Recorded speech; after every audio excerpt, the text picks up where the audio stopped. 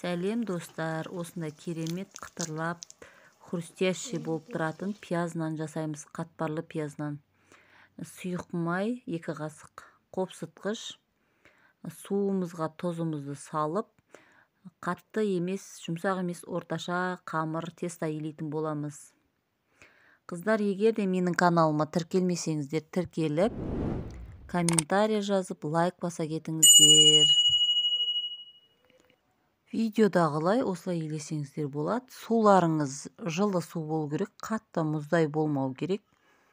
Орташа комнатный температурадағы суды алсаңыздар болады. Нанды елеген кезде комок болмай, осылай әдемі эластичный теста болып шығу керек. Осыны 10 минутқа демалдырып қоямыз. Бетін жауып, жылы жерге қойсаңыздар да болады. Жай осылай столдың үстіне қоя салсаңыздар да болады. Менде майдың үстінен осындай тон май, не болмаса, тон майларыңыз жоқ болса, жайлау майдың үстінен топленый май қоссаңыздар болады.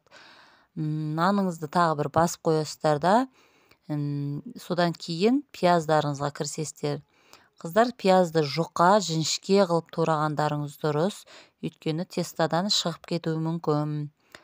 Сөйтіп тұзымызды, қара бұрышымызды және менде кептірілген укроп, міне менде. Сіздерде көк пияз болса, көк пияз араластырсаңыздар болады. Осылай пияз дайындап қойып, араластырмай қоямыз, өйткені қазірден араластырып қойсаңыздар, пияздың суы шығып кетеді. Қатпарлы пияздарыңыз дұрыс болмай қалады. Сондықтан оны қазірден араластырмайсыздар пиязды. Міне нандарыңыз. Екеуін мен бірдей жайдым, күшті жайлап, жұқа қылып, 5 бармаққа мантыға жайғандай қылып жая берсеңіздер болады. Неғұрлым жұқа болса, соғұрлым әдемі шығады. Міне менде жұқа болды. Жаңағы жылып тұрған майымызды осылай тестаның бетіне жағып шығамыз. Бәрін көрсетпей қояйын, енді тестан майды жағуды білерміз деп ойлаймыз, өйткені үстіп осылай жұқалау қылып, қатты майлығымаймыз. Осыдан кейін майымызды майлап болғаннан кейін бірақ осылай пиязымызды, тұзымызды араластыратын боламыз. Өйткені алдын ала араластырсаңыздар, су шығып кетеді, бағанағы айтқандай.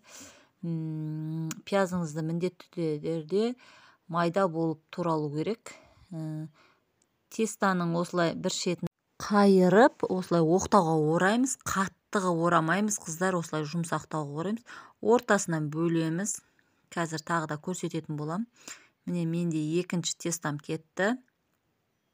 Осылайнан орап, жұмсақ қып ораймыз, бостау қып ораймыз, қатты қып тартып орамаймыз оқтауға.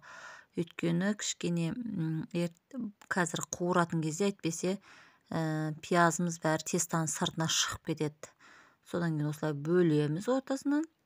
Осы бөлінген тестаны тағы да 2 рет бөлеміз. Сонда 3 бізде болады. Менің табам кішкентай таба болғандықтан, мен кішкентай қылып жасадым. Егер де табаларыңыз үлкен болатын болса, осы бір кесілген домалақты бір домалақ қып жасасаңыздар болады. Мен 2-ге 3-ге бөліп жасадым. Міне көріп тұрғандарыңызда. Осыны сіздер әсел пешкеде пісірсеңіздер болады. Бұл жерде разлихитель болған соң әдемі болады тесталарыңыз. Осылайнан, осы бір тестаны мен өзім 2-ге бөлдім.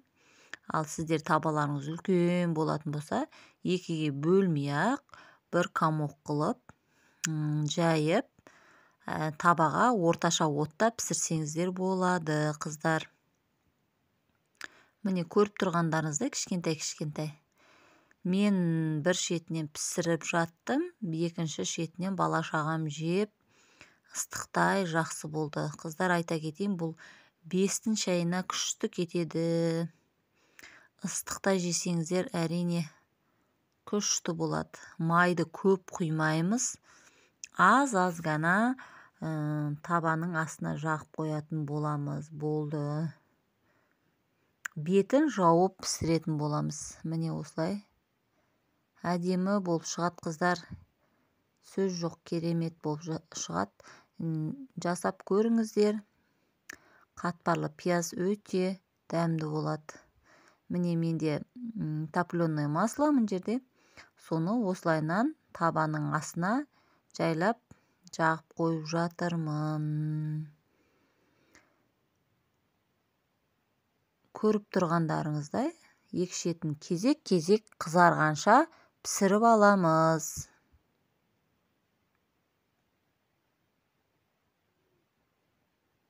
Қолда бар заттармен кез келген тамақты әдемі, дәмді қылып істеуге, жеуге болады.